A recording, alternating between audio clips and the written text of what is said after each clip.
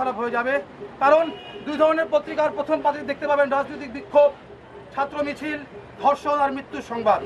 পত্রিকা না কিনলে আমার জীবিকা থাকবে না। ডাস্টবিনে খুঁজে পাওয়া যাবে ক্ষুধার্ত লাশ।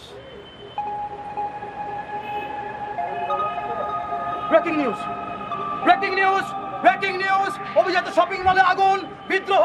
ব্রেকিং নিউজ, ব্রেকিং নিউজ, বিদ্রোহ! ব্রেকিং নিউজ, বিদ্রোহ!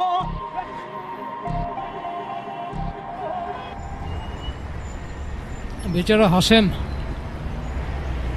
আজও খেতে পেল না। মানে হাসেমকে? আমার বন্ধু হকার,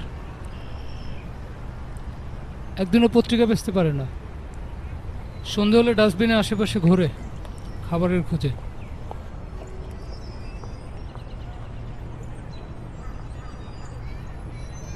কি আপনার কি মনে হচ্ছে ও আসলে ডাস্টবিনে খাবার খায়?